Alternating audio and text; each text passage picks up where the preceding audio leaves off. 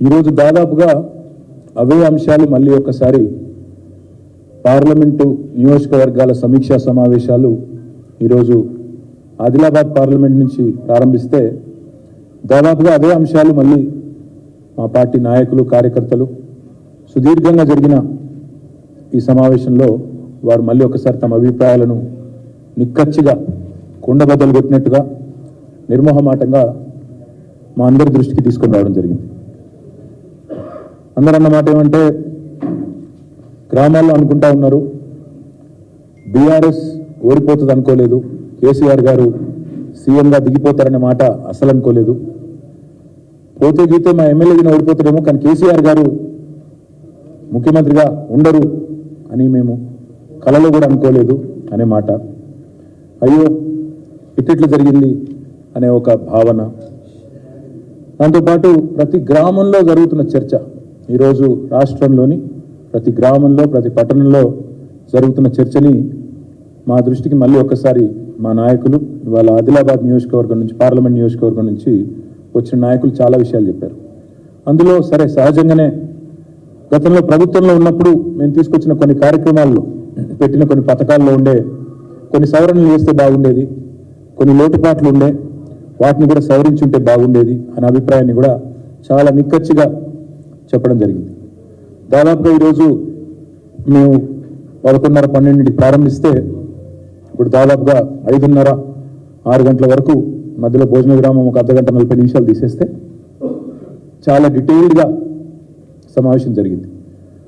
వచ్చిన నాయకులు కూడా చాలామంది పార్టీ ఆవిర్భావం నుంచి ఉన్న వాళ్ళు చాలామంది పెద్దలు చాలా విషయాలు చాలా నిక్కచ్చిగా చెప్పినారు. వారందరికీ కూడా నా ధన్యవాదాలు. ఈరోజు వారు చెప్పిన ప్రతి మాట వారి మాటగా మేము అనుకోవడం లేదు. ఇవాళ వారు చెప్పిన ప్రతి మాట ప్రజల నుండి వస్తున్న ఒక గొంతుగా, ప్రజల వైపు నుండి వస్తున్న ఒక అభిప్రాయంగానే మేము పరిగణిస్తూ ఉన్నాం. 10 ఏళ్ల పాలన మీద జరిగిన అభివృద్ధి మీద ఎవరు కాదనలేని కళ్ళకు కొట్టొచ్చినట్టు కనబడుతున్న వైనాన్ని అందరూ కూడా ప్రస్తావించారు. అన్న అభివృద్ధి విషయంలో ఎలాంటి కంప్లైంట్ లేదు, కరెంటు విషయంలో కంప్లైంట్ లేదు, నీరు విషయంలో కంప్లైంట్ లేదు, తాగునీరు ఇచ్చిన విషయంలో కంప్లైంట్ లేదు, రోడ్లు వేసిన విషయంలో ఎవరు కూడా ఏలెత్తి చూపలేదు, జిల్లాకు మెడికల్ కాలేజ్ పెట్టిన దానిలో కూడా మరి దాని మీద ఎవరో ఏలెత్తి చూపలేదు, ఆసుపత్రులు పెట్టినారు, బాగా చేశారు, ఈ కంప్లైంట్లు ఏమీ లేవు. కానీ కొన్ని విషయాలు, ఎందుకంటే మనం ఓడిపోయింది కూడా కేవలం 1.85% తేడాతోనే ఓడిపోయినాము, ఒక 5 లక్షల ఓట్లతో ఓడిపోయినాము, కొన్ని చిన్న చిన్న లోటుపాట్లు సవరించుకుంటే బాగుండేది అనే మాట చెప్పారు. అందులో ఉదాహరణకి ఎప్పటికప్పుడు మా మీద జరిగిన దుష్ప్రచారాన్ని సరిగా ఖండించలేదు, పార్టీ నిర్మాణం మీద ఇంకా కొద్దిగా దృష్టి పెట్టింటే బాగుండేది, గత 10 ఏళ్ళు పార్టీ నిర్మాణాన్ని కూడా ఇంకా కొంత సుదృఢం చేసింటే బాగుండేది, కార్యకర్తల్లో ఆ నిస్తేజం ఉండేది కాదు అనే మాట కూడా చాలా నిక్కచ్చిగా వారు చెప్పారు.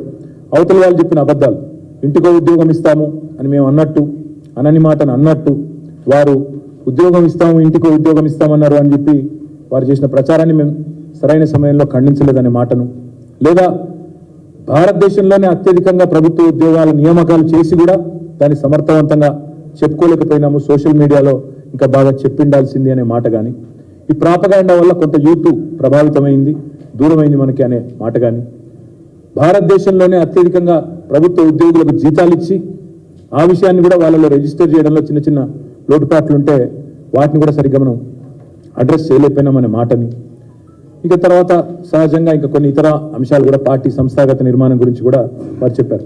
అయితే వారు చెప్పిన అల్టిమేట్ పాయింట్ ఏమిటిది అంటే తెలంగాణలో అభివృద్ధి జరిగింది అనే విషయంలో ఎలాంటి రెండో అభిప్రాయం ప్రజల్లో లేదు, పార్టీ కార్యకర్తల్లో లేదు. కానీ చిన్న చిన్న లోపాలు సవరించుకుంటే బాగుండేదేమో అనే మాటను వారు చెప్పడం జరిగింది. దాంతోపాటు ఇంకొక మాట కూడా వారు చెప్పినారు, ఆల్రెడీ కేసీఆర్ గారు ముఖ్యమంత్రిగా లేరు అనే మాట చాలామంది ఇవాళ ఇతర పార్టీలకు ఓటేసిన వాళ్ళని కూడా, కాంగ్రెస్ బీజేపీలకు ఓటేసిన వాళ్ళ ప్రజల్లో కూడా ఒక రకమైన దానివల్ల అయ్యో ఇట్లా జరుగుతుంది అనుకోలేదు, మేము మా దగ్గర ఉండే లోకల్ అభ్యర్థి మీదనో ఇంకోరి మీద కొంత వ్యతిరేకతతో ఓటేసినాం కానీ కేసీఆర్ గారు ముఖ్యమంత్రిగా లేరు అనే మాటని జీర్ణించుకోలేకపోతున్నారనే మాట కూడా మా నాయకులు కార్యకర్తలు ఈరోజు అందరూ కూడా చెప్పడం జరిగింది. అందువల్లే ఇవాళ ఇంకొక మాట కూడా విశ్లేషించుకున్నాము. బుక్ ఒకటి తెప్పిస్తారు కాంగ్రెస్ గారు. ఇంకొక మాట కూడా ఇక్కడ చెప్పాలా, మేము ఒకవైపేమో మాకు సంబంధించి ఏమేమి చిన్న చిన్న కరెక్షన్స్ చేసుకోవాలి ఆ విషయంలో కూడా మాట్లాడుకున్నాం. దాంతోపాటు మా మీద జరిగిన దుష్ప్రచారం, మా మీద జరిగిన మరి విష ప్రచారం, ప్రాపగాండా, ఫేక్ ప్రాపగాండా ఏదైతే జరిగిందో దాని విషయంలో కూడా చాలా తీవ్రమైన చర్చ జరిగింది.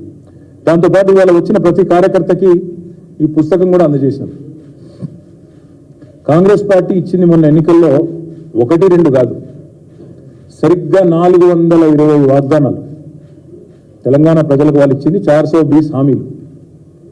సో ఇది కూడా ఒక పుస్తక రూపంలో ఎన్ని హామీలు ఇచ్చారు, వాళ్ళు యూత్ డిక్లరేషన్లో ఏం చెప్పారు, ఎస్సీ డిక్లరేషన్లో ఏం చెప్పినారు, ఎస్టీ డిక్లరేషన్లో ఏం చెప్పారు, మహిళా డిక్లరేషన్లో ఏం చెప్పినారు, అవన్నీ కూడా ఈ హామీలన్నింటినీ కూడా ప్రజల దగ్గరికి తీసుకొని పోతాము.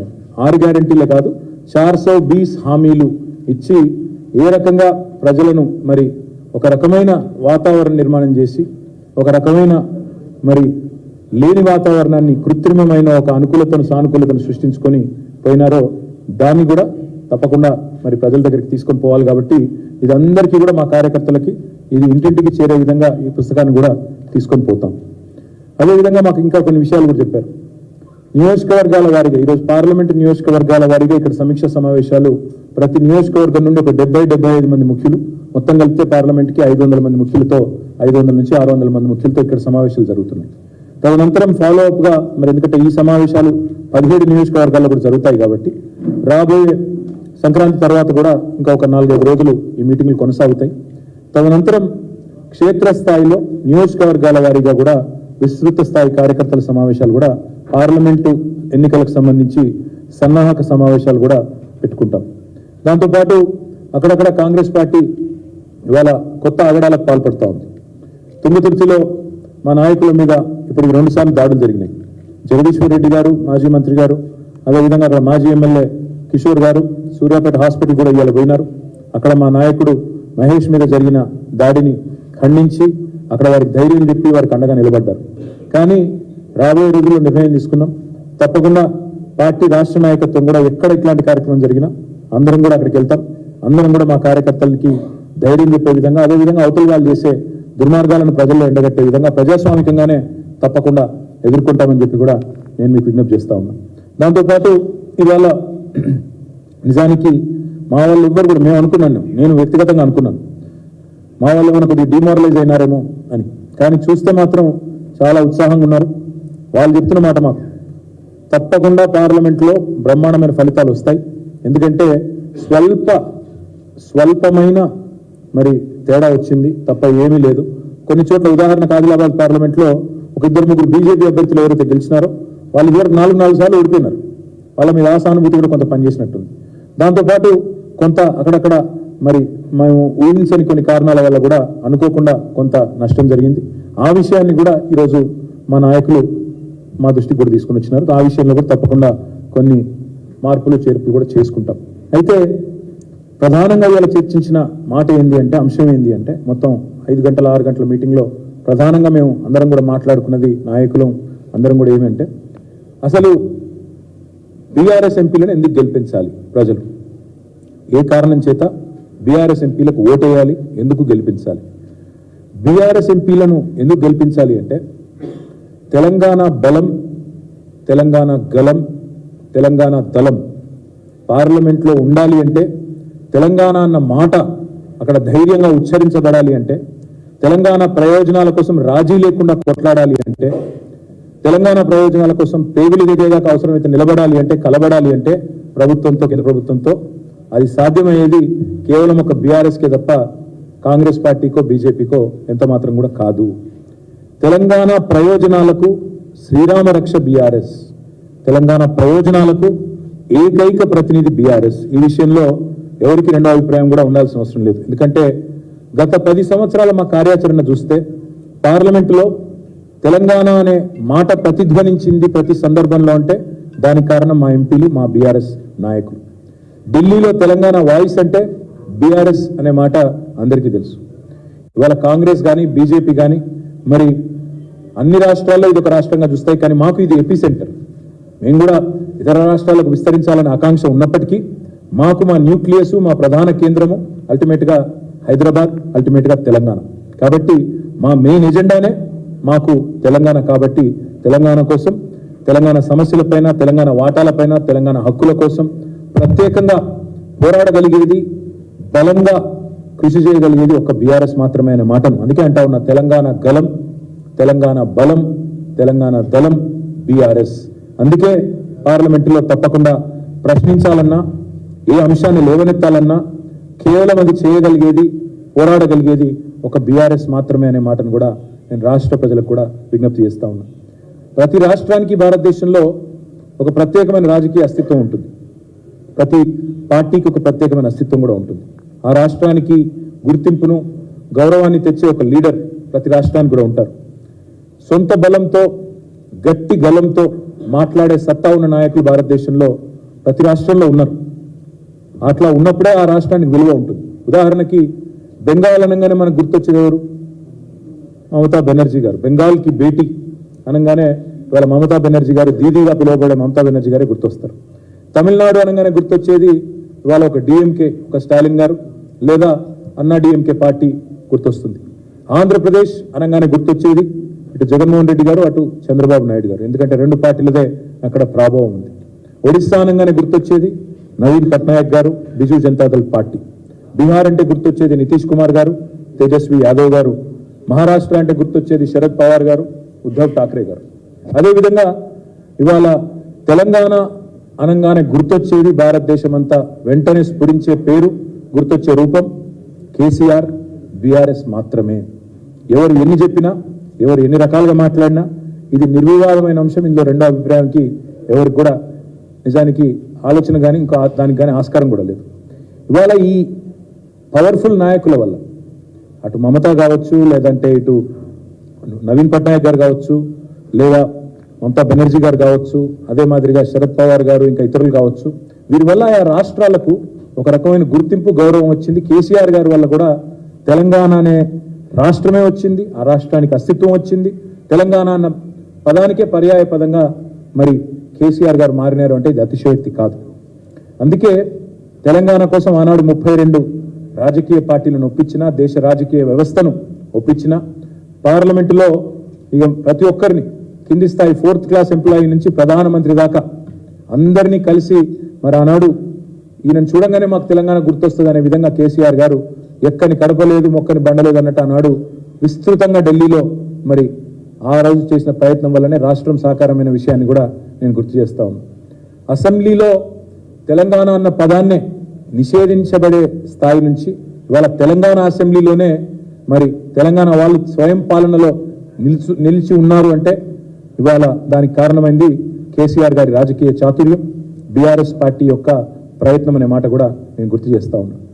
ఎన్టీఆర్ గారి పేరు చెప్తే ఎట్లా అయితే తెలుగు వారు గుర్తొస్తారో, కేసీఆర్ గారి పేరు చెప్పగానే తెలంగాణ అని స్ఫురించడం కూడా అంతే న్యాచురల్.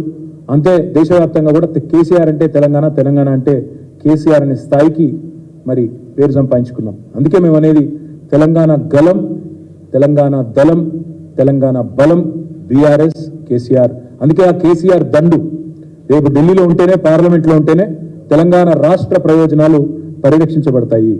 సమయము, సందర్భం వచ్చినప్పుడల్లా, అవసరం వచ్చినప్పుడల్లా పార్లమెంటులో గలం విప్పాలి, తెలంగాణ బలంగా కనబడాలి అంటే తప్పకుండా బీఆర్ఎస్ ఉండి తీరాలి. ఈ విషయాన్ని దయచేసి ప్రజలు గుర్తించాలని నేను కోరుతా ఉన్నా. సందర్భాలు వస్తాయి.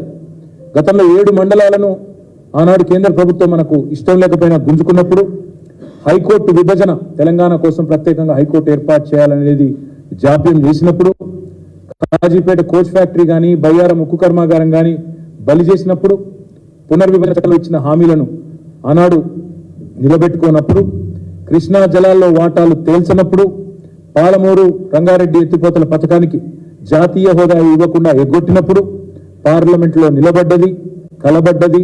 ఆనాడు గొంతు విప్పి ఆనాడు మొత్తం దేశం మన వైపు తిరిగి చూసే విధంగా చేసింది కేవలం కేసీఆర్ గారి ఎంపీలు, మా బీఆర్ఎస్ ఎంపీలు తప్ప ఇంకో పార్టీ కాదు. పార్లమెంటును స్తంభింపజేసింది బీఆర్ఎస్ఏ.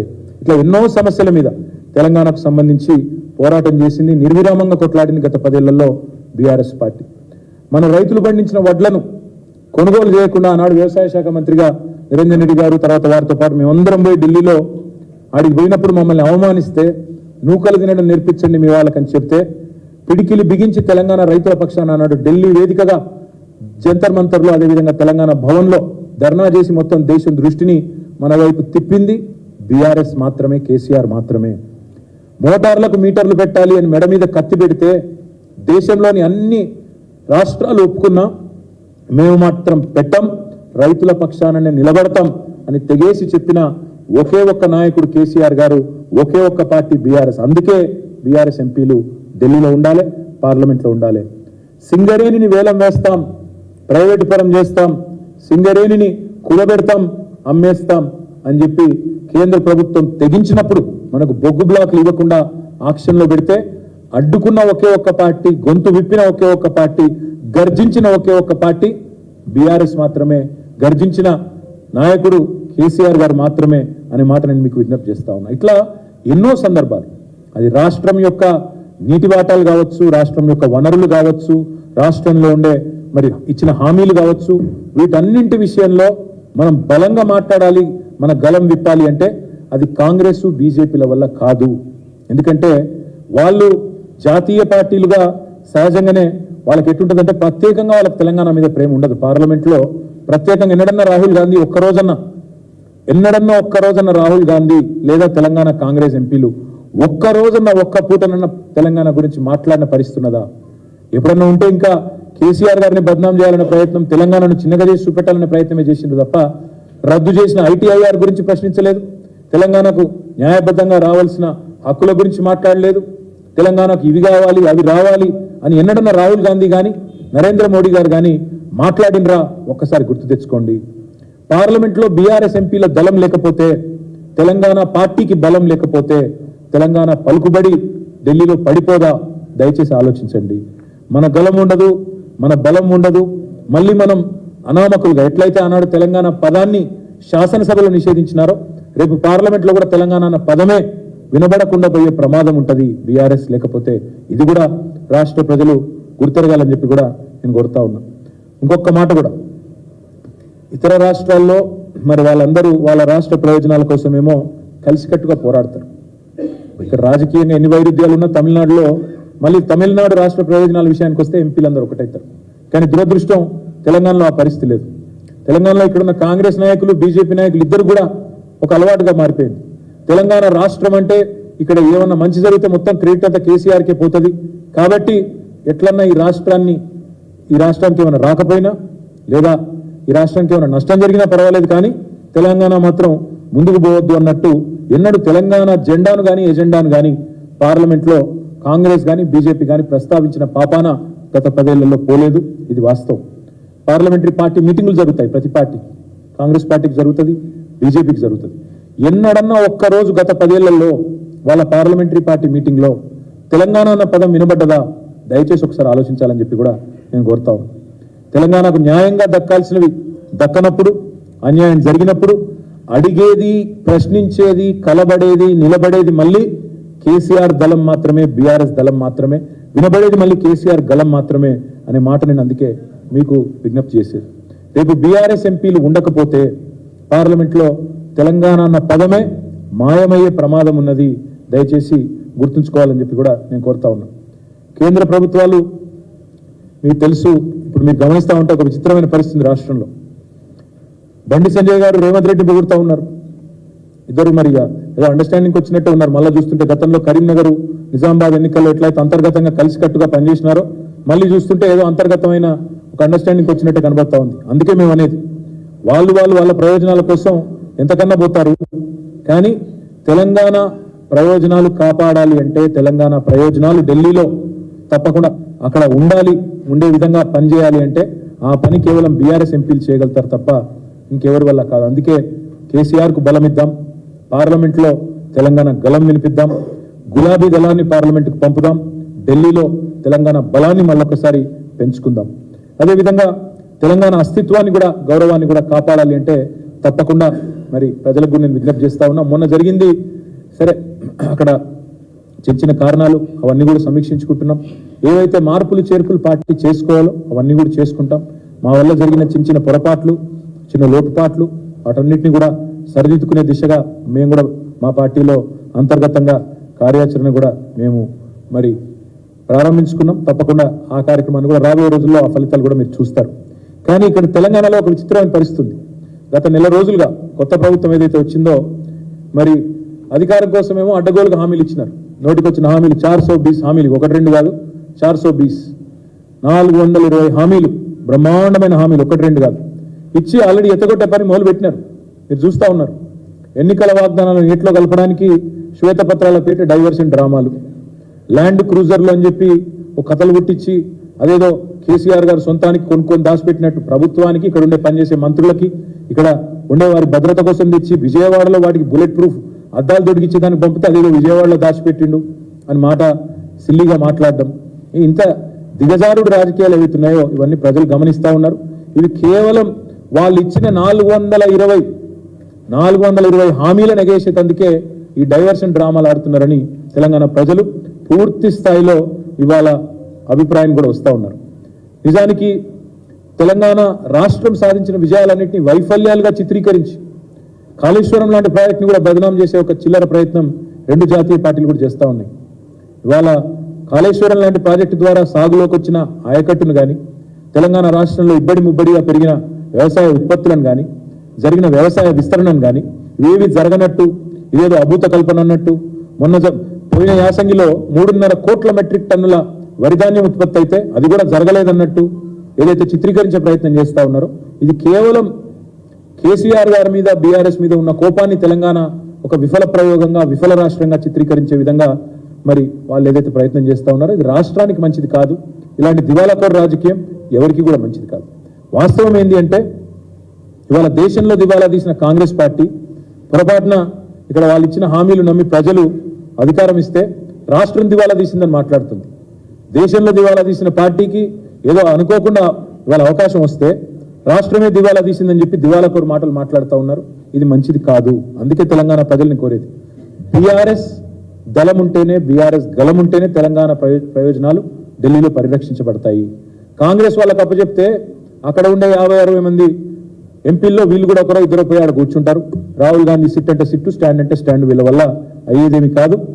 ఏమి చేయడం చేతగాక ఎదుటివాడి మీద తప్పుని నెట్టి తప్పించుకుందామనే ఒక చిల్లర ఎత్తుగడ తప్ప ఇంకోటేమీ కాదు ఈ కాంగ్రెస్ చేస్తున్న ప్రయత్నాలు. అబద్ధాలు, అసత్యాలు, అర్ధసత్యాలు అన్నిటినీ పోగేసి అప్పులని, తప్పులని, ఆర్థిక స్థితి బాగలేదని, కరెంటు మీద, కాళేశ్వరం మీద పిచ్చి ప్రేలాపనలు వెళ్తా ఉన్నారు. ఏవైతే వెళ్తా ఉన్నారు ఇవన్నీ ప్రజల దృష్టికి కూడా వచ్చినాయి. ప్రజలు ఇవాళ మా కార్యకర్తలు చెప్తా ఉన్నారు, మా నాయకులు చెప్తా ఉన్నారు, సార్ చర్చ జరుగుతోంది, క్షేత్రంలో చర్చ జరుగుతోంది, 500 బోనస్ ఏమైంది అనే చర్చ ప్రారంభమైంది.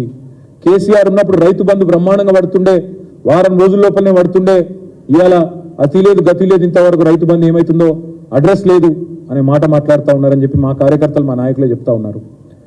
కేసీఆర్ ఉన్నప్పుడు ప్రతిరోజు విడుదల చేస్తుండే, ఎంత పడ్డది ఈరోజు రైతు బంధు, ఎన్ని వందల ఎకరాలకు పడ్డది, ఇవాళ ఎన్ని లక్షల మంది రైతులకు పోయింది రైతు బంధు అని చెప్పి వారం రోజుల్లో కంప్లీట్ చేస్తుండే. వీళ్ళు వచ్చిన తర్వాత ఆ ముఖ్యమంత్రి గారు మాట్లాడే మాటలు వింటుంటే ప్రజలు నవ్వుకుంటున్నారు అనే మాట కూడా మా నాయకులు, కార్యకర్తలు చెప్తా ఉన్నారు. ఆయన ఎంత హాస్యాస్పదంగా మొన్న చెప్పినారో ఒక మా నాయకుడు వివరించి చెప్తా ఉండే. డిసెంబర్లో స్టార్ట్ అయ్యి మార్చి దాకా వేస్తుండే రైతు బంధు పోయిన ప్రభుత్వం అని రేవంత్ రెడ్డి చెప్తుంటే రైతులు నవ్వుకుంటున్నారు. ఎందుకంటే 12 సార్లు, ఒకసారి కాదు 2 సార్లు కాదు, 12 సార్లు వారం రోజుల్లోనే 7,000 కోట్లు జమ చేసిన నాయకుడు కేసీఆర్ గారు రైతుల ఖాతాల్లో. అట్లాంటి కేసీఆర్ గారి గురించి చిల్లరమల్లర మాటలు మాట్లాడితే ముఖ్యమంత్రి స్థాయి వ్యక్తి ప్రజలు ఏమనుకుంటారు, రైతులు నవ్వుకుంటారన్న సోయి లేకుండా మాట్లాడితే, ప్రజలకు వాస్తవాలు తెలుసు అన్న విషయాన్ని కూడా విస్మరిస్తే ఎట్లా అని చెప్పి మా నాయకులు, కార్యకర్తలు ఇవాళ ఆదిలాబాద్ నుంచి వచ్చిన వాళ్ళే ఈరోజు చెప్తా ఉన్నారు. సొంత రాష్ట్ర పరపతిని తగ్గించే విధంగా, ఇవాళ పలుకుబడిని పలుచన చేసే విధంగా వితండవాదాలు, వింత వాదనలు, పనికిమాలిన అంశాలు తెర మీదకి తీసుకొచ్చి అదేదో జరిగిపోయింది, తప్పు జరిగినట్టు ల్యాండ్ క్రూజర్లని పనికిమాలిన మాటలు మాట్లాడి ఇవాళ చేయాల్సినవి చేయకుండా తెలంగాణ బ్రాండ్ ఇమేజ్ దెబ్బతీసే ప్రయత్నం ఏదైతే కాంగ్రెస్ చేస్తున్నదో దాన్ని బట్టి అర్థం చేసుకోవచ్చు వాళ్ళ రాజకీయ ఆలోచన ఎంత వికృతమైందో.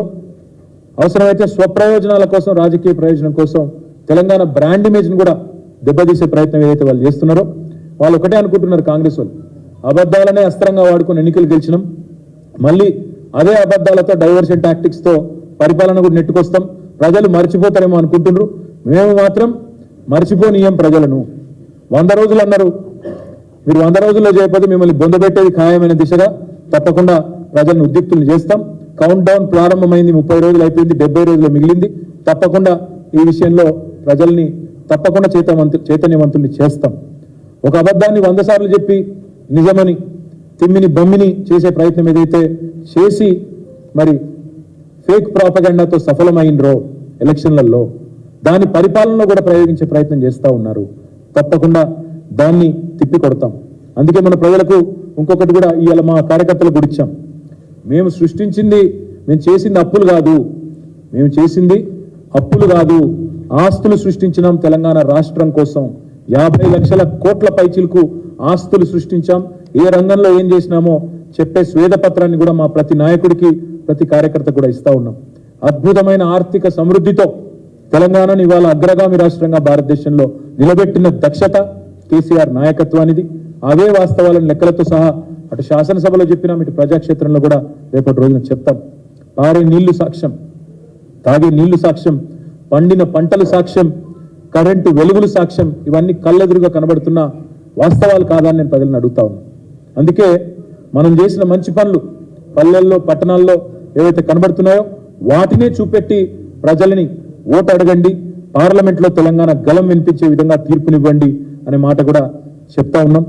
కాంగ్రెస్ చేసే గోబెల్స్ ప్రచారాన్ని తిప్పికొట్టి కాంగ్రెస్ ఇచ్చిన 420 హామీలను ప్రజల దృష్టికి కూడా తీసుకొని పోయే దిశగా మా కార్యకర్తల్ని, నాయకుల్ని ప్రతి శాసనసభ నియోజకవర్గంలో కార్యకర్తల సమావేశాలు పెడతాం, ప్రతి మండలంలో కూడా పెడతాం, పార్లమెంట్ సన్నాహక సమావేశాలు పెట్టుకుంటాం. కేవలం పార్లమెంట్కే కాదు, రాబోయే రోజుల్లో వచ్చే పంచాయతీ ఎన్నికలకు, మున్సిపల్ ఎన్నికలకు, జిల్లా పరిషత్ ఎన్నికలకు అన్నిటికి కూడా కార్యకర్తలను సన్నద్ధులను చేస్తూ ముందుకు పోతాం. తప్పకుండా ప్రజలకు అన్ని విషయాలు కూడా మళ్ళీ గుర్తు చేస్తాం. ఆనాడు ప్రతిపక్షంలో ఉన్నప్పుడు కాంగ్రెస్ పార్టీ కేసులు వేసి ప్రాజెక్టులకు అడ్డుకున్నదే వీళ్ళు. ఆనాడు 7 మండలాలు గుంజుకొని మరి లోయర్ సీలర్ ప్రాజెక్టును గుంజుకొని తెలంగాణ నోట్లో మట్టి కొడుతున్నప్పుడు ఈ కాంగ్రెస్ పార్టీ వ్యతిరేకించలేదు. బీజేపీ చేస్తున్న ప్రయత్నానికి అడ్డుగలిగే ప్రయత్నం కూడా ఆనాడు చేయలేదు. అదే మాదిరిగా విభజన హామీల మీద బయ్యార ముక్కు కర్మాగారం కానీ, కాజీపేట కోచ్ ఫ్యాక్టరీ గురించి కానీ ఒక్క రోజన్న కాంగ్రెస్ పార్టీ ఎన్నడన్నా పార్లమెంట్లో మాట్లాడిందా? ఆ విషయాన్ని కూడా తప్పకుండా గుర్తు చేస్తాం. నీళ్ల వాటాలు తేల్చినప్పుడు, నిధులు ఇవ్వకుండా సతాయించినప్పుడు, కేంద్రం వివక్ష చూపుతున్నప్పుడు, మెడికల్ కాలేజీలు ఇవ్వకుండా, నర్సింగ్ కాలేజీలు ఇవ్వకుండా తప్పించుకున్నప్పుడు ఎన్నడన్నా బీజేపీ ఎంపీలు కానీ, కాంగ్రెస్ ఎంపీలు కానీ తెలంగాణ గురించి, జరుగుతున్న అన్యాయం గురించి ఎన్నడన్నా మాట్లాడినరా? ఈ విషయాన్ని కూడా ప్రజలకు గుర్తు చేస్తాం. హైకమాండ్ పర్మిషన్ లేనిదే ఉలకలేని పలకలేని డూడు బసవన్నలను కాంగ్రెస్ ఎంపీలు కానీ, బీజేపీ ఎంపీలు కానీ వాళ్ళని గెలిపిస్తే తెలంగాణ ప్రయోజనాలు శాశ్వతంగా మంట కలుస్తాయనే మాట కూడా తప్పకుండా ప్రజలకు చెప్తాం. సరే, అదేవిధంగా ఇంకా చాలా దుర్మార్గమైన కార్యక్రమాలు కూడా చేసినారు, అవన్నీ కూడా చెప్తాం. తప్పకుండా బీజేపీని కూడా, ఎందుకంటే 1-2 కాదు, ఒకవైపు కాంగ్రెస్ ఏమో శూన్య హస్తాలు శుష్క ప్రియాలు అన్నట్టు వాళ్ళేమో నోరు మెదపకుండా, కార్యాచరణ లేకుండా వాళ్ళు పూర్తి స్థాయిలో క్రియాహీనంగా వాళ్ళు ఉంటే, ఇంకోవైపు బీజేపీ గత 10 సంవత్సరాలు తెలంగాణ గిట్టకుండా, తెలంగాణ పేరే మాకు పడది అన్నట్టు అడుగడుగున అవమానించింది. తెలంగాణ పుట్టుకను కూడా అవమానించిందే ఈ ప్రధానమంత్రి మోడీ గారు. అందుకే తెలంగాణకి అడుగడుగున అడుగడుగున తెలంగాణ మీద ప్రశ్నిస్తేనే పగబట్టినట్టు వ్యవహారం చేసిన బీజేపీకి కూడా ప్రజాక్షేత్రంలో బుద్ధి చెప్పాలి. పురిట్లోనే ఆనాడు తొలిద్రోహం చేసి 7 మండలాలు గుంజుకొని, విద్యుత్ ప్రాజెక్టులు గుంజుకొని అక్కడి నుంచి మొత్తం ద్రోహాలు దోకాల పరంపరను ప్రారంభించిందే బీజేపీ. విభజన హామీలు నెరవేర్చింది బీజేపీ. నీతి ఆయోగ్ 24,000 కోట్లు ఇవ్వండి మిషన్ భగీరథకి, మిషన్ కాకతీయకని చెప్పినా ఒక్క పైసా ఇయ్యనిది బీజేపీ. అదేవిధంగా కాజీపేట కోచ్ ఫ్యాక్టరీని కథం పట్టించింది బీజేపీ. గిరిజన యూనివర్సిటీని ఏళ్ల పాటు పెండింగ్ లో పెట్టి మొన్న ఎన్నికల కోసం అని చెప్పి మొన్న ఏదో బయటికి తీసుకొచ్చినట్టు చేసి యాక్టింగ్ చేస్తున్నది బీజేపీ. ఆదివాసీ బిడ్డలకు, గిరిజన బిడ్డలకు అన్యాయం చేసిందే బీజేపీ.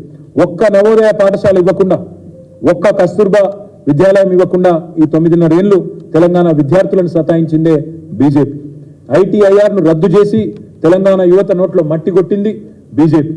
కృష్ణా జలాల్లో వాటా తేల్చకుండా, ఒక్క ప్రాజెక్టు జాతీయ హోదా ఇవ్వకుండా, కనీసం ట్రిబ్యునల్ కూడా నీటి వాటాల పంపిణీ తేల్చకుండా తెలంగాణ రైతుల నోట్లో మట్టి కొట్టింది బీజేపీ. జాతీయ హోదా ఇవ్వకుండా మట్టి కొట్టింది బీజేపీ. రైతుల మోటార్లకు మీటర్లు పెట్టాలని చెప్పి మెడ మీద కత్తి పెట్టిందే, తెలంగాణ రైతాంగం మీద పగబట్టిందే బీజేపీ. బొగ్గుబాయిల్ని వేలమేసి సిరివెలుగుల సింగరేణిని చీకట్లోకి నెట్టాలని ప్రయత్నం చేసిందే బీజేపీ. ఆదిలాబాద్లో సిమెంట్ కార్పొరేషన్ ఆఫ్ ఇండియాను తెరుస్తామని చెప్పి అమిత్ షా స్వయంగా వచ్చి నమ్మబలికి తుక్కు కింద అమ్మేసింది ఇదే బీజేపీ ప్రభుత్వం. వడ్లు కొనకుండా తిప్పలు పెట్టి నూకలు తినమని చెప్పి అవమానించింది బీజేపీ. ఇంకా చెప్పాలంటే చాలా ఉన్నాయి. హైదరాబాద్లో మెట్రోకు నయా పైసం సాయం చేయలేదు.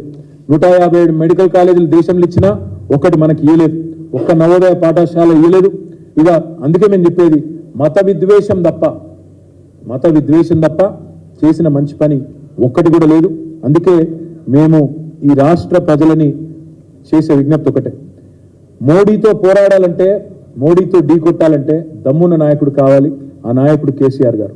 మొత్తం దేశంలోని అన్ని పార్టీలు మరి మాట్లాడినప్పుడు కూడా ఆనాడు పౌరసత్వ సవరణ బిల్లును, సిటిజన్ అమెండ్మెంట్ యాక్ట్ను నిర్ద్వందంగా వ్యతిరేకించింది బీఆర్ఎస్. మొన్న యూనిఫామ్ సివిల్ కోడ్ అన్న ప్రస్తావన వస్తే పూర్తి స్థాయిలో దాన్ని తిరస్కరించింది బీఆర్ఎస్. మోడీ సర్కారు నల్ల చట్టాలు తెచ్చి వ్యవసాయానికి పూర్తి స్థాయి ఒక ద్రోహం చేసే ప్రయత్నం చేసి రైతుల మీద కత్తి పెడితే ఆనాడు ఆ 3 నల్ల చట్టాలను వ్యతిరేకిస్తూ పార్లమెంటులో ఓటు వేసింది బీఆర్ఎస్. ఎన్నో సందర్భాల్లో ఈ వికృత విద్వేష రాజకీయాలను, మతం పేరిట జరిగే ప్రయత్నాలను నిర్ద్వందంగా అడ్డుకున్నది బీఆర్ఎస్. మోడీని ఢీకొన్నది బీఆర్ఎస్. అందుకే తెలంగాణ ప్రజలకు మేము చేసే విజ్ఞప్తి, తెలంగాణ గలం, తెలంగాణ దళం, తెలంగాణ బలం కేసీఆర్ గారి టీం. అందుకే ఈ పార్టీ ఖచ్చితంగా ఎంపీలు అక్కడ ఉంటేనే మన ప్రయోజనాలు పరిరక్షించబడతాయి. 2 జాతీయ పార్టీలు కూడా అవసరమైతే కుమ్మక్కై రాజకీయం చేస్తాయి. అవసరమైతే అండర్స్టాండింగ్ కూడా వచ్చినా ఆశ్చర్యం లేదు. పోయినసారి కరీంనగర్లో, నిజామాబాద్లో ఇంకా చాలా చోట్ల ప్రయత్నాలు చేసినారు. ఈసారి కూడా నేను గుర్తు చేస్తా ఉన్నా మీకు, ఈసారి శాసనసభ ఎన్నికల్లో కూడా బీజేపీ అభ్యర్థులను ఓడగొట్టింది ఎవరండి? బండి సంజయ్ ఓడించింది బీఆర్ఎస్ కాదా? అరవింద్ ధర్మపురిని ఓడించింది బీఆర్ఎస్ కాదా? రాజాసింగ్ను దాదాపు ఓడించినంత పనిచేసింది బీఆర్ఎస్ కాదా? ఈటెల రాజేందర్ గారిని ఓడించింది బీఆర్ఎస్ కాదా? ఎవరైతే బీజేపీ గట్టి నాయకులు అని చెప్పుకుంటూ ఉన్నారో, ఎవరైతే బీజేపీకి పెద్ద పెద్ద గండరగండలు అని చెప్పుకున్నారో, మా దెబ్బకు జడిసే కదా మొన్న కిషన్ రెడ్డి గారు పోటీ చేయలే అంబర్పేట నుంచి. పోయినసారి ఆయన నొడగొట్టింది బీఆర్ఎస్ కాదా? ఈసారి తప్పించుకొని పారిపోలేదా కిషన్ రెడ్డి గారు? ఈసారి మీరు చూడండి, బలమైన బీజేపీ అభ్యర్థులను ఓడించింది ఎవరు? అందుకే మేము రాష్ట్ర ప్రజలకు విజ్ఞప్తి చేస్తా ఉన్నాం, బీజేపీని నిలువరించే శక్తి ఉన్నది కేవలం బీఆర్ఎస్కే, కాంగ్రెస్కి ఆ శక్తి లేదు. అందుకే మేము కోరేది, రేపు పార్లమెంట్లో కూడా తెలంగాణ వాణి ఉండాలి, బలం ఉండాలి, గలం ఉండాలంటే అది బీఆర్ఎస్ వల్ల అవుతుంది తప్ప ఇంకోరి వల్ల కాదు. ఈ మీటింగ్ ఈరోజు మొదటిది. ఈ మెటీరియల్ మేము ప్రతి నాయకుడికి ఇస్తాము, ప్రతి ప్రజలకు కూడా ఇది చేరవేస్తాం. మొత్తంగా చేరవేసి తప్పకుండా మరి ఈరోజు మొదటి సమావేశం, ఇంకా 16 సమావేశాలు ఉంటాయి. 16 రోజుల పాటు ఇవి కొనసాగుతాయి. సంపూర్ణంగా మొత్తం సమీక్ష అయిన తర్వాత, ఎందుకంటే ఇవాళ మొదటి రోజు వచ్చిన మా ఆదిలాబాద్ నాయకులందరూ కూడా మళ్ళీ తిరిగి పాపం వాళ్ళు బెజ్జూర్ దాకా, దహగాం దాకా, అక్కడ ఆదిలాబాదు బేలా దాకా, జైనత్ దాకా చాలా దూరం పోవాలి కాబట్టి 350 కిలోమీటర్లు పోవాలి కాబట్టి వారికి తొందరగా పంపించే ప్రయత్నం చేసినాం. రేపు కరీంనగర్ ఉంది. ఇంకా తదుపరి వరుసగా పార్లమెంట్ నియోజకవర్గాల వారీగా సమావేశాలు ఉన్నాయి. బహుశా జనవరి 22-23 తారీఖు వరకు ఈ సమీక్షా సమావేశాలు అయిపోతాయి. అయిపోయిన తర్వాత మా తదుపరి కార్యాచరణ మొత్తం, అంటే శాసనసభ నియోజకవర్గాల వారీగా సమావేశాలు ఎప్పుడు ఉంటాయి, అభ్యర్థుల ప్రకటన ఎప్పుడు ఉంటుంది, దానికి కేసీఆర్ గారు కూడా ఇప్పుడిప్పుడే కోలుకుంటా ఉన్నారు. ఇంకా ఒక 4 వారాలు వారికి పడుతుండొచ్చు, 4 నుంచి 5-6 వారాలు పడుతుండొచ్చు మళ్ళీ తిరిగి ఇక్కడ ఆఫీస్కి వచ్చి కూర్చొని పనిచేసే పరిస్థితి రావాలంటే. కేసీఆర్ గారు కూడా ఏం చెప్పారంటే, మాకు ఇవాళ ఈ మీటింగ్లో మా నాయకులు కూడా చెప్పమన్నది, ఈరోజు ఎట్లా అయితే అందరినీ పిలిచి మాట్లాడుకొని మనం అన్ని విషయాలు చర్చించుకున్నాము, అభ్యర్థుల ఖరారు కూడా అదే పద్ధతుల్లో అందరినీ పిలిచి వారి అభిప్రాయాలు తీసుకొని అందరి అభిప్రాయానికి అనుగుణంగా, కార్యకర్తల ఆలోచనకు అనుగుణంగానే అభ్యర్థుల ఎంపికను కూడా తప్పకుండా చేస్తాము. మాకైతే సంపూర్ణమైన విశ్వాసం ఉంది. ఎందుకంటే ఇప్పుడు మొన్న వచ్చిన ఓటు శాతం కూడా మీరు చూస్తే దాదాపు 37% పైనే వచ్చింది. ఇంకా అప్పటికిప్పటికి చూస్తే ఈ ప్రభుత్వానికి ఆల్రెడీ రాష్ట్రంలో వ్యతిరేకత పెరిగింది. మా నాయకులే చెప్తా ఉన్నారు, కార్యకర్తలు చెప్తా ఉన్నారు. ఆటో డ్రైవర్లు సమ్మెలు చేస్తున్నారు, బస్సులో మహిళలు కొట్టుకుంటా ఉన్నారు, రైతులు ఆల్రెడీ నిస్తేజంలో ఉన్నారు. రైతు బంధు ఎప్పుడు పడుతుందో ఏందో, బోనస్ లేదు, ఏం లేదు. ఆల్రెడీ రైతాంగంలో కూడా ఒక రకమైన నిరాశ ప్రారంభమైంది. కొత్తగా నాకు తెలిసి వీళ్ళకు పాజిటివ్గా ఒక కార్యక్రమం కూడా చేసిందేమీ లేదు. కాబట్టి మాకున్న విశ్వాసం ఏంటంటే, ఆల్రెడీ కేసీఆర్ గారు కూడా అయ్యో ఆయన ముఖ్యమంత్రి లేరు అనే భావన కూడా ప్రజల్లో ఉంది. కాబట్టి తప్పకుండా పార్లమెంట్లో మంచి ఫలితాలు వస్తాయి. తదనంతరం జరిగే పంచాయతీ ఎన్నికలు, లోకల్ బాడీ ఎలక్షన్స్లో కూడా మంచి ఫలితాలు సాధిస్తామనే విశ్వాసం ఉంది. మా కార్యాచరణ కొనసాగిస్తూ పార్లమెంట్ నియోజకవర్గాల సమీక్షలు కొనసాగిస్తూ ముందుకు పోతాం. మళ్ళొక్కసారి నేను చెప్పేది, తెలంగాణ బలం, తెలంగాణ గలం, తెలంగాణ దళం పార్లమెంట్లో ఉండాలంటే కేసీఆర్ గారి ఎంపీలు ఉండాలి, బీఆర్ఎస్ ఎంపీలు ఉండాలి. ఇది దయచేసి తెలంగాణ ప్రజలు అర్థం చేసుకుని రేపటి పార్లమెంట్ ఎన్నికల్లో మాకు మద్దతు ఇస్తారని చెప్పి ఆశిస్తూ మీకు కూడా అందరికీ ధన్యవాదాలు. 22-23 దాకా మరి మా సమీక్షా సమావేశాలు ఉంటాయి. ఆ తర్వాత కేసీఆర్ గారు తిరిగి మళ్ళీ ఆఫీస్కి వచ్చి, ఇప్పుడు మాకు రెగ్యులర్గా రోజు సమీక్ష చేస్తూనే ఉన్నారు, రోజు మాకు సూచనలు ఇస్తూనే ఉన్నారు, డైరెక్షన్లు ఇస్తూనే ఉన్నారు. కాబట్టి అభ్యర్థుల ఖరారు విషయంలో పార్టీ ఏం చేయాలి అనేది అందరి అభిప్రాయాలు తీసుకొని ఈరోజు ఎట్లా అయితే చేశామో అదే పద్ధతిలో పోతాం తప్ప గతంలో చిన్న చిన్న పొరపాట్లు జరిగినాయి. కాబట్టి అవన్నీ కూడా సవరించుకుంటాం. నేను మళ్ళీ చెప్తా ఉన్నా, మేము కూడా ఇప్పుడు ఓటమి నుంచి తప్పకుండా ఏ పార్టీ అయినా ఏ వ్యవస్థ అయినా తప్పకుండా పాఠాలు నేర్చుకోవాలి. మేము కూడా నేర్చుకుంటున్నాం, ప్రజలకు కూడా అదే అప్పీల్ చేస్తూ ఉన్నాం. ఈరోజు దాదాపు 26 మంది మాట్లాడారు, దాదాపు 170 సజెషన్లు వచ్చినాయి. 170 మంది లిఖితపూర్వకంగా సజెషన్లు ఇచ్చారు మా వాళ్ళు. అంటే దాదాపు 200 మంది వచ్చిన 500 మందిలో 200 మంది తమ అభిప్రాయాలు వెల్లడించారు. మేము కూడా అవన్నీ చూసుకుంటున్నాం, అన్ని నోట్ చేసుకున్నాము, క్రోడీకరించుకున్నాము. ఇంత పెద్ద చిట్టా ఉంది ఇప్పుడు మా దగ్గర. అవన్నీ కేసీఆర్ గారికి సమర్పిస్తాము. వారికి కూడా వచ్చిన అభిప్రాయాల సమాహారం మొత్తం కూడా వారికి చెప్తాం. పథకాలు, పార్టీ నిర్మాణము, ఏం చేయాలి, పార్లమెంట్ ఎన్నికలు ఎట్లా ఎదుర్కోవాలి, రాబోయే 5 ఏళ్ళు ఎట్లా పనిచేయాలి, ఇవన్నింటి విషయాల్లో చాలా డీటెయిల్డ్గా మాకు మా వాళ్ళు సూచనలు ఇచ్చారు. తప్పకుండా వాటిని కూడా స్వీకరించి అభ్యర్థుల విషయానికి వస్తే మరి పార్టీ మొత్తంగా తీసుకుని అందరం ముఖ్యులందరం కూర్చొని నిర్ణయం తీసుకుంటాం తప్ప ఏకపక్షమైన నిర్ణయాలు అట్లా ఉండవు. కేసీఆర్ గారు తిరిగి మళ్ళీ ఇక్కడ ఆఫీస్కి వచ్చిన తర్వాత అందరిని పిలిచి కూర్చోబెట్టి పార్లమెంట్ వారీగా అందరితో చర్చించిన తర్వాత నిర్ణయం తీసుకుంటాను చెప్పి 2 పార్టీలతో ఉంటుంది. ఎందుకంటే ఇప్పుడు మీరు చూసినట్టయితే ఆదిలాబాద్ పార్లమెంటే తీసుకుంటే సహజంగా 4 సీట్లు బీజేపీ గెలిచింది స్వల్ప తేడాతో. 3,000తో నిజానికి చెప్పాలంటే బ్రదర్, ఇప్పుడు మీరు మంచి ప్రశ్న అడిగారు. మేము గెలిచింది 39. మొన్న శాసనసభ నియోజకవర్గ ఎన్నికలు తీసుకుంటే 119కి గాను మేము గెలిచింది 39, which is 1/3 of the entire state. మేము దాదాపు ఒక 10-11 సీట్లు 6,000 ఓట్ల లోపల పోయినాయి. 10-11 సీట్లు ఉన్నాయి. ఉదాహరణకు ఆదిలాబాద్లోనే తీసుకుంటే మాకు సిర్పూర్ సీటు పోయింది 3,000 ఓట్లతో, ఖానాపూర్ పోయింది 4,000 ఓట్లతో, ఆదిలాబాద్ పోయింది 6,000 ఓట్లతో. అంటే ఒక్క పార్లమెంట్లోనే 3 నియోజకవర్గాల్లో మాకు మరి చిన్న స్వల్ప తేడాతో పోయింది. కానీ మొత్తం 17 పార్లమెంట్ నియోజకవర్గాలు తీసుకుంటే మాకు మొత్తంగా చూస్తే 7 పార్లమెంట్ నియోజకవర్గాల్లో బీఆర్ఎస్ ఆధిక్యత ఉంది. మొత్తంగా చూసినట్టయితే 7 పార్లమెంట్, ఇప్పుడు ఆదిలాబాద్ పార్లమెంటే తీసుకుంటే దాదాపు 16-17 వేల లీడ్ ఉంది బీఆర్ఎస్కి మొత్తం మొన్నటి ఎన్నికల్లో ఓట్లు చూసుకుంటే. అట్లా మొత్తం 17లో 7 మాకు ఆధిక్యత కనబడతాం. 1-2 చోట్ల కొన్ని చోట్ల కాంగ్రెస్కు ఉన్నట్టుంది. ఓవరాల్గా చూసుకుంటే అందుకే ఒక్కో పార్లమెంట్లో పరిస్థితి ఒక్కోలాగా ఉండేటట్టుంది. కొన్ని చోట్ల కాంగ్రెస్తో పోటీ ఉండొచ్చు, కొన్ని చోట్ల బీజేపీతో ఉండొచ్చు. చూడాలి ఏం జరుగుతుందని చూడాలి. బీజేపీ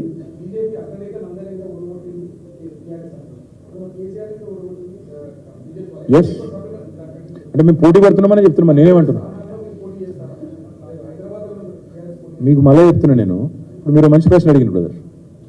కేసీఆర్ గారు కామారెడ్డిలో ఓడిపోయినారు, ఆడ ఓడగొట్టింది బీజేపీ కదా అన్నారు. మేము అందుకే చెప్తున్నా, నేను బీజేపీ బీ టీము అని ఈ ప్రచారం చిల్లర ప్రచారం కూడా చేసిండ్రు.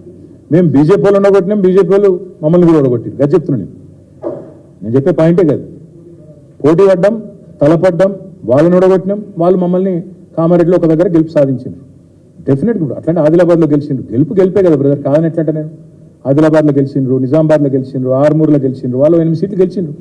కాబట్టి ఈ బీ టీం అనే చిల్లర ప్రచారం అయితే చేసిండ్రో వాళ్ళ అగ్రనాయకులను మేము ఓడగొట్టినాం, మా అధినాయకుడిని వాళ్ళు కూడా కామారెడ్డిలో ఓడగొట్టారు. కాబట్టే ఈ బీ టీం అనే చిల్లర ప్రచారం ఏదైతే ఉందో ఇందులో అనుమాత్రం వాస్తవం లేదు. కాంగ్రెస్ చేసే చిల్లర ప్రచారాన్ని దయచేసి నమ్మవద్దు అని చెప్పి నేను ముఖ్యంగా మా మైనారిటీ సోదరులకు విజ్ఞప్తి చేస్తా ఉన్నాను.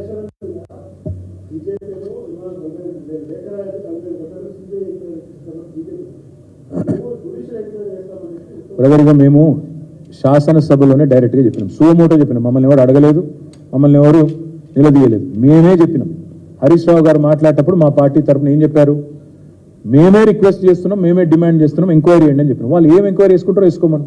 వీళ్ళు చేస్తారా, వాళ్ళు ఢిల్లీ వాళ్ళు చేస్తారా, ఇక్కడ ఉన్న వాళ్ళు చేస్తారా, వాళ్ళ ఇష్టం. మేము తప్పు చేయలేదు, దేనికి భయపడే అవసరం లేదు. ఏదైతే చిల్లర ప్రచారం చేస్తున్నారో దాన్ని మేము దానికి జడిసే వాళ్ళం కాదు, భయపడే వాళ్ళం కాదు, జరిగింది ఏం లేదు అందులో. కాబట్టి ఏం భయపడే పరిస్థితి లేదు. అయినా ఇంకో మాట, రేపటి నుంచి ప్రతిరోజు ప్రెస్ బ్రీఫింగ్ ఉంటుంది. ఎవ్రీడే ఉంటుంది, 16-17 రోజులు. అయితే నేను చేస్తాను, లేకపోతే మా సీనియర్ నాయకులు ఎవరో ఒకరు చేస్తారు. కాబట్టి ఎవ్రీడే ఉంటాం. కొన్ని రేపటికి కాపాడుకోండి ప్రశ్న. Okay, thank you.